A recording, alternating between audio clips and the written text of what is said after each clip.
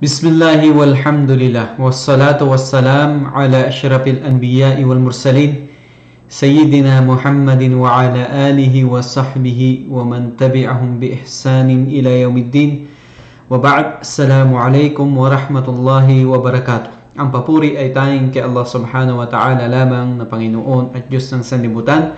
Naway ang habag at pagpapala ng Allah subhanahu wa ta'ala ay mapasa ating mahal na propeta na si Muhammad sallallahu alaihi wasallam, ganon din sa kanyang mga kasamahan at sa kanyang mga pamilya at sa lahat ng mga taong tumahak ng kanyang landas hanggang sa huling araw. Kaya po mga kapatid, sa oras na ito ay ating pong tatalakayin ang isang aralin natin sa wikang Arabic.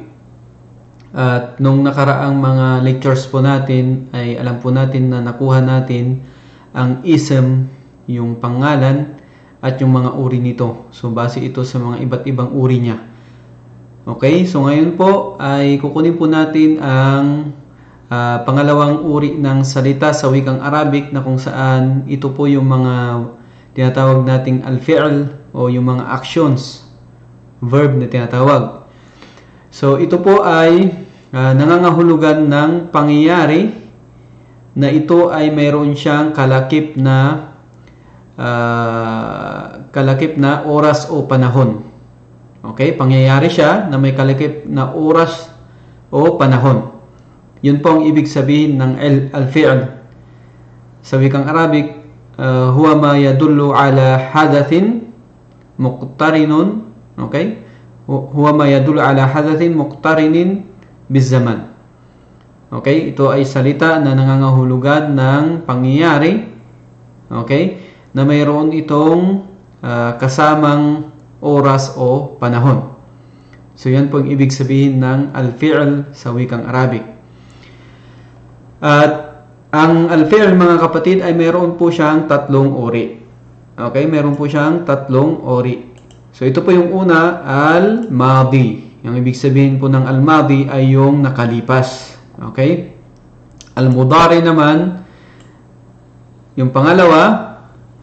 At ito po ay nangangahulugan ng pangyayari sa presence at ganoon din sa panghinaharap. Yan po ang al-mudari. Al-amr, yung pangatlong uri nito, ay ito naman po ay nangangahulugan ng salita na pang-utos. Okay? Salita na pang-utos. Ibig sabihin dito, syempre, kung pang-utos siya, ito ay nangangahulugan ng pang-utos sa panghinaharap. Okay, pang-utos sa panghinaharap. Kaya ang ibig pong sabihin ng al-madi sa una, mga kapatid, balikan natin yung al-madi, ito po yung kukunin natin. Yadullu ala huduthil fi'l qabla zaman at-takallum. Ito po ay nangangahulugan ng pangyayari, okay? Ng pangyayari sa isang bagay, okay? Qabla zaman at-takallum. Ibig sabihin bago magsalita yung isang tao ukol dito. Okay? Bago magsalita yung isang tao ukol dito. So, ibig sabihin, bago magsalita yung isang tao, nangyari na yung kanyang isinasalaysay na pangyayari. Okay? Ibig sabihin, ito yung past tense na tinatawag. Yan po ang al-madi. Okay? So, ang halimbawa po ng al-madi ay ito po, kharaja. Ito, yung salita na kharaja. Yan po, ang ibig sabihin ng kharaja ay lumabas. Kung sasabihin mo, lumabas si Muhammad mula sa paaralan, ay sasabihin mong kharaja Muhammadun min al-fasl. Okay, ibig sabihin ginamit natin yung word na kharaja, nang ibig sabihin ay lumabas. Okay, lumabas si Muhammad mula sa paaralan. Okay? Yan po yung una. Pangalawang halimbawa niya ay fataha. Ang ibig sabihin po ng fataha ay binuksan. Binuksan niya. Okay? Binuksan niya. Kung sasabihin natin, binuksan ni Muhammad, okay, ang pintuan, ang Arabic nito ay fataha Muhammadun al-bab. Fataha Muhammadun al-bab. Ibig sabihin, binuksan ni Muhammad ang pintuan. So, ang pangyayari po na ito mga kapatid ay nakalipas na, okay? Nangyari na, okay? So yung kharaja, lumabas, ibig sabihin nangyari na. Yung fataha, binuksan niya, ibig sabihin ito ay nangyari na. Okay? Yan po ang al-madi. Pangalawa, yung al-mudari naman ay yadullu ala huduthil fi'l fi zamanil hadir aw al-mustaqbal. Ito ay nangangahulugan ng pangyayari ng isang bagay sa oras o panahon na presence, okay? Yung kasalukuyan nangyayari. Aw al-mustaqbal o yung pangyayari sa panghinaharap. Ibig sabihin nangyayari, kasalukuyang nangyayari, okay? Yun ang ibig sabihin niya. O kaya naman ay sa panghinaharap. Okay? O kaya naman ay sa hinaharap. So, ang halimbawa nito ay yakhruju. Ganun din. So, yung yakhruju, ito na yung mudari' ng kharaja. Okay? Ito na yung mudari' ng kharaja. O yung presence ng present tense o yung tinatawag nating future tense ng kharaja. Okay? Yakhruju. Okay? Ibig sabihin, kasalukuyan lumalabas o kaya lumalabas, okay? Kasalukuyan. Yaftahu. Okay? Binubuksan niya. So, ibig sabihin, nangyayari pa lang. Okay? Kasalukuyan o sa panghinaharap. Kung sasabihin mo na lumalabas si Muhammad mula sa paaralan, babanggitin mo, yakhruju Muhammadun minal fasl. Okay? Yakhruju Muhammadun minal fasl. Okay, ibig sabihin, lumalabas si Muhammad mula sa paaralan. Okay, mula sa silid-aralan. Okay? So, ibig sabihin doon, si Muhammad ay kasalukuyan pa lang siyang lumalabas. Okay? Kasalukuyan pa lang siyang lumalabas. Okay? Ganon din yung yaftahu. Yaftahu, ibig sabihin binubuksan niya. So, ibig sabihin kapag sasabihin natin binubuksan ni Muhammad yung pintuan, kasalukuyan pa lang, so babanggitin natin yon sa Arabic na yaftahu Muhammadun al-baba. Okay? Yaftahu Muhammadun al-bab. Okay? Binubuksan ni Muhammad ang pintuan. Yan po ang al-mudari. Ngayon naman, al-amr, ibig sabihin ito po yung pang-utos na salita o fi'l, pang-utos siya, na ito ay parang nire-request mo sa isang tao na gawin niya yung isang bagay sa panghinaharap. Okay? So, panghinaharap siya. So, itong bagay na ito, panghinaharap siya. Ngayon, kapag sasabihin mo, yung fi'lul amr o yung tinatawag nating pang-utos na salita kapag sasabihin natin sa Arabic, yung halimbawa yung lumabas, okay? Kung sasabihin mo lumabas ka, okay? Ukhruj. Sasabihin mo sa Arabic na ukhruj. Ibig sabihin lumabas ka. Okay? Lumabas ka. Kapag sasabihin mo o Muhammad, lumabas ka sa silid-aralan o paralan. Okay? So, sasabihin mo, ukhruj ya Muhammad minal fasl. So, ibig sabihin, lumabas ka o Muhammad mula sa silid-aralan o sa paaralan. Ngayon, yan po yung kapag ang pinag-usapan dito ay yung paglabas, no? Na fi'l o kaya yung action. Ngayon naman, kapag itong iftah, okay? Iftah, pangalawang halimbawa niya. So, mula din ito sa fataha, okay? Ito yung madi niya. Sinabi natin yung mudari niya, yaftahu. Kapag sasabihin mo naman na pang-utos ito, ibig sabihin, utusan mo yung isang tao na buksan niya yung pintuan. Halimbawa, sasabihin mo, halimbawa, o Muhammad, buksan mo ang pintuan. Okay? O Muhammad, buksan mo ang pintuan. So, sasabihin mo sa wikang Arabic, iftah ya Muhammad al-bab. Okay? Okay, ya Muhammad iftah al-bab. Ya Muhammad iftah al-bab. O Muhammad, buksan mo ang pintuan. O Muhammad, buksan mo ang pintuan. So, inutusan mo siya sa panghinaharap na buksan niya yung pintuan. Okay? So, inshallah, sana po ay naging malinaw ito, yung mga uri ng fi'l. Okay? O yung mga actions o verb sa wikang Arabic. Ulitin natin, mayroon po tayong tinatawag na al-madi. Ito yung nakalipas na nangyari. Mayroon tayong al-mudari'. Ito po yung kasalukuyan pa lang o panghinaharap. Mayroon tayong al-amr. Ito po yung pang-utos. Okay? Ito po yung mga pang-utos. Okay? So, ngayon po ay kukunin po natin yung medyo mas malawak na pagpapaliwanag sa al-madi. Okay? Ano ba ang al-madi? So, ano ba yung mga dapat nating alalahanin sa al-madi o yung nakalipas ng pangyayari? Okay? Meron po tayong tinatawag mga kapatid na al-fi'l al-madi. Okay? Ano bang ibig sabihin nito? So, ulitin natin ulit. Ma dalla ala hadathin waqa'a qabla zaman at-takallum. Okay? Ito po yung ang kahulugan nito ay ito po ay ang pangyayari na nangyari bago yung pagsasalita. Ibig sabihin, bago magsalita yung isang tao na nagsasalaysay sa isang pangyayari, ibig sabihin, nangyari na ito. Ibig sabihin, past tense siya. Okay, halimbawa niya, dakhala, ang ibig sabihin ng dakhala ay pumasok. Kharaja, ito yung halimbawa natin kanina. Fahima, ibig sabihin ng fahima, naintindihan niya. Okay, naintindihan niya. Okay, so dakhala, pumasok siya. Kharaja, lumabas siya. Fahima, naintindihan niya. Okay, o naunawaan niya. So, yan po yung ibig sabihin nito. So, ito po yung past tense. Alamatuhu, ibig sabihin ng alamatuhu, ito po yung mga sinyales. Ano ba yung mga sinyales o bagay na doon natin makikilala yung al-fi'l al-madi o yung tinatawag nating uri ng fi'l na nakalipas na. Okay? Ano ba yung mga sinyales niya? Ano ba yung mga dapat nating isaalang-alang para makilala natin yung isang salita na ito ay fi'l al-madi o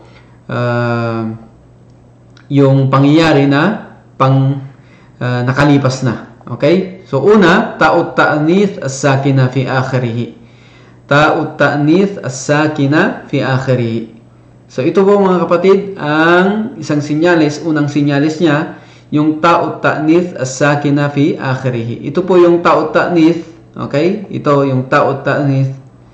Ito yung ta na para sa pambabae. Okay? Kaya tinawag siyang ta'ut ta'nis ito ay ta na ginagamit lamang sa pambabae. Okay? Ngayon, sakina siya. Ibig sabihin ng sakina, sukun siya. So, ang vowel niya ay sukun.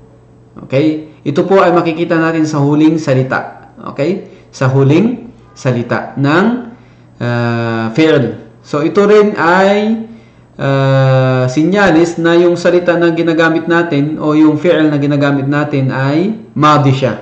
Kapag nakita natin itong ta'ut ta'nis na ito na nasa hulian. Okay? Ta'ut ta'nis na ito na nasa hulian. Siyempre, makikita natin din itong ta'ut ta'nis na ito. Okay? Kahit sa mga ism, makikita rin natin ito. Kaya nga, dapat nating mapag-difference, ibig sabihin mapag-iba yung ta'ut ta'nis sa huling salita ng ism, ganun din yung ta'ut ta'nis sa huling salita ng fi'l. So, kapag yung ta'ut ta'nis, okay, ay nasa hulian siya ng isang fi'l, okay, doon natin malalaman na yung salita na yun ay madi. Katulad dito, sami'at. Okay? Sami'at, ibig sabihin narinig niya, pambabae siya. Okay, madi rin siya. Okay, ibig sabihin nangyari na siya. Ganun din yung pangalawa, qara'at. Okay, qara'at. So, ito po yung ta'ut ta'nis. Okay, dito sa hulian. So, ito po ay nangangahulugan na yung salita na ito ay madi siya. Okay, dahil ano yung sinyales? Mayroon siyang ta'ut ta'nis dito sa hulian. Okay, ganun din. Kharajat. Kharajat. Ibig sabihin ng kharajat, lumabas siya. Ganon din ito. Bakit natin nalaman ito na madi siya? Kasi nga, mayroon siyang ta'ut ta'nis sa hulihan na sakina. Ganon din yung qalat. Okay? Qalat. Sinabi niya. So, babae rin ito para sa babae. So, ang dahilan kung bakit natin nasabi na madhi ito ay mayroon siyang ta'ut ta'nis sa hulian. So, yun po yung una. Kapag nakita po natin itong ta'ut ta'nis na sukun sa hulian ng fi'l ay automatic po malalaman natin ito na madhi siya. Okay? Pangalawa, ta'ul fa'il al-mutaharrika fi akhirih. Ta'ul fa'il al-mutaharrika fi akhirih. Ang ibig pong sabihin ng ta'ul fa'il al-mutaharrika fi akhirih, ito po yung ta na kumbaga siya yung kumakatawan sa isang salita. Siya yung ibig sabihin natin gumagawa ng gawain na yon. Okay? Siya yung gumagawa ng gawain na yon. At ito yung sinasabing natin mutaharrika, ibig sabihin hindi siya sukun. Ibig sabihin kung hindi man siya dhamma, fatha siya, kung hindi naman ay kasra siya. Okay? Dhamma, fatha o kaya kasra. Okay? Kaya siya tinawag na ta'ul mutaharrika fi akhirih. Ito po yung mga ta'ul mutaharrika fi akhirih. Yung katabto. Okay? Katabto, ito po yung ta'ul mutaharrika sa hulihan. Ganun din yung katabta. Ganun din yung katabti. Okay? So ito pong mga salita na ito, okay, nalalaman natin siya na fi'l madhi siya. Ang dahilan dahil sa mga ta'ul mutaharrika na ito na nasa hulihan ng salita. Okay? Na nasa hulihan ng salita. So yan din po ay isa sa sinyalis ng fi'l al-madhi. Ngayon, pangatlo, mayroon tayong tinatawag na nunun niswa fi akhirih. Ibig sabihin nito, ito po yung nun, okay, ang niswa, yung nun na ginagamit ito sa pangmaramihan na babae. Okay? Na nakikita natin ito sa hulihan din ng salita, katulad sa mga naunang binanggit natin. Okay? Katulad halimbawa, at-talibatu fahimna ash-sharh. At-talibatu fahimna ash-sharh. Ibig sabihin, yung mga estudyante ay naintindihan nila yung paliwanag. Ito po yung tinatawag na nunun niswa. Yung nun na ito na nasa hulian, ito rin po ay sinyalis na yung salita na ito ay madhi. Okay? Salita na ito ay madhi. Okay? Yan po yung pangatlo. Okay? Yan po yung pangatlo. Pang-apat, qad qabila al-fi'l. Qala ta'ala qad aflahal mu'minun. Okay? Qad aflahal mu'minun. Okay? Ibig sabihin kung yung isang salita, okay, ay mayroon siyang qad. Okay? Itong qad na ito na salita sa wikang Arabic, okay? Kung makikita ninyo ito, itong qad na ito, ang susunod sa kanya ay fi'l. Okay? Ang susunod sa kanya ay fi'l. Okay? Kapag nakita nyo ito, yung qad, okay, ay automatic makikita nyo rin yung susunod sa kanya na ito ay fi'l. Okay? Na ito ay fi'l. So, tandaan niyo yan, yung qad, ang susunod sa kanya, fi'l. Okay? Ang susunod sa kanya ay fi'l. Hindi po pwede na yung qad, ang susunod sa kanya ay ism.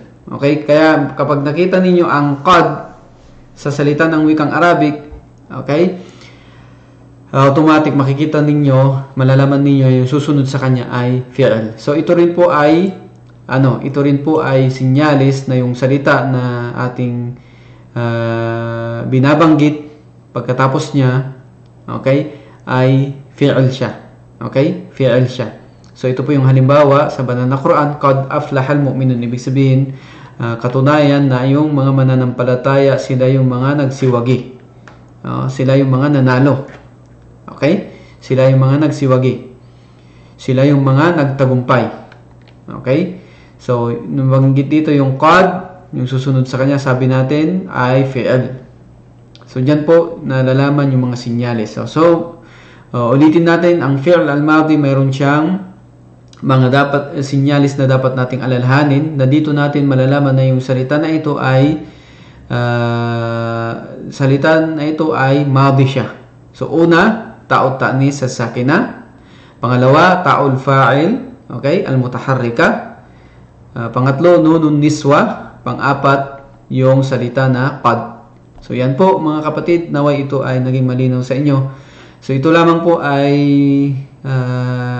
masasabi po natin na pagbibigay po ito ng susi sa inyo, inshallah, na mas nagiging mas malinaw sa atin kung ano ba yung ibig sabihin ng fi'il, kung ano ba yung mga uri nito, okay?